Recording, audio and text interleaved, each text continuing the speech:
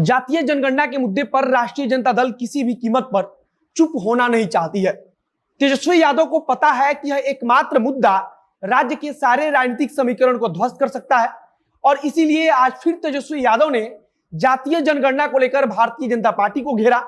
लालू प्रसाद यादव से लेकर तेजस्वी यादव और लोक जनशक्ति पार्टी के चिराग पासवान तथा अन्य राज्यों के विपक्षी दल भी लगातार केंद्र की भाजपा सरकार पर जातीय जनगणना कराए जाने की मांग को लेकर दबाव बना रहे हैं। लेकिन केंद्र सरकार की तरफ से साफ किया जा चुका है कि जाति आधारित जनगणना किसी भी कीमत पर नहीं हो सकती। नेता प्रतिपक्ष तेजस्वी यादव ने जाति आधारित जनगणना को समस्त भारत की सामूहिक मांग बताते हुए केंद्र सरकार पर निशाना साधा है। दूसरी तरफ भारतीय जनता पार्टी के नेताओं का कहना है कि जाति आधारित जनगणना से सिर्फ और सिर्फ समाज में नफरत फैलेगी। तेजस्वी यादव ने अभी 2 दिन पहले ही तमाम राज्य के विपक्षी दलों के नेताओं के पास पत्र लिखा था और एक प्रकार से कहा था कि सभी दल मिलकर जातीय जनगणना की लड़ाई लड़े। तो वहीं आज तेजस्वी यादव ने मुख्यमंत्री नीतीश कुमार के पास बाढ़ की समस्या को लेकर पत्र लिखा है और मांग किया है कि नदियों को आपस में जोड़ने के लिए जो योजना है उसे राष्ट्रीय योजना घोषित की जाए।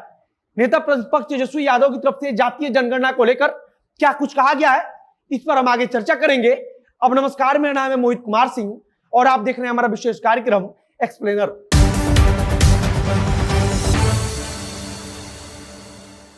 तेजस्वी यादव ने आज फिर जातीय जनगणना को लेकर भारतीय जनता पार्टी की सरकार पर निशाना साधते हुए लिखा है कि बहुत बड़े वंचित वर्ग के लिए गंभीर चिंता की बात है कि केंद्र ने सर्वोच्च न्यायालय में हलफनामा प्रस्तुत कर कह दिया है कि 2021 में जातीय जनगणना संभव नहीं होगी।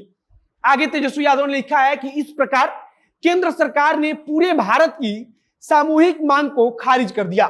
बीजेपी का दोहरापन, वादा खिलाफी और नौटंकी उजागर हुई।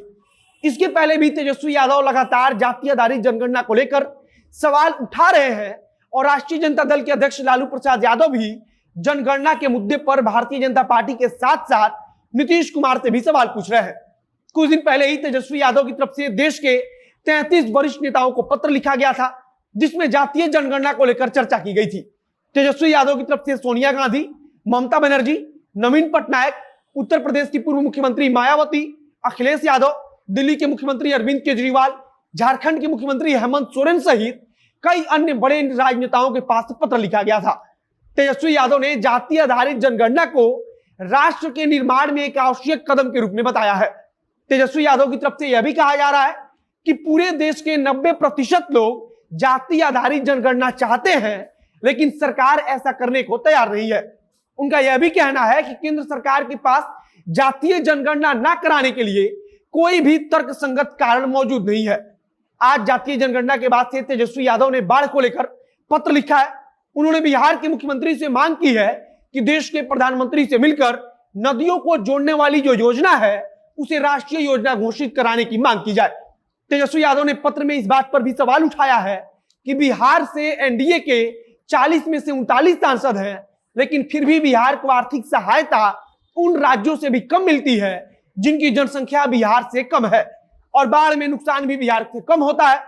उन्होंने मुख्यमंत्री से कहा है कि बांध एवं नहर बनाने वाली योजना तथा नदियों को आपस में जोड़ने वाली योजना को राष्ट्रीय योजना घोषित कराने के लिए प्रधानमंत्री से मिला जाए।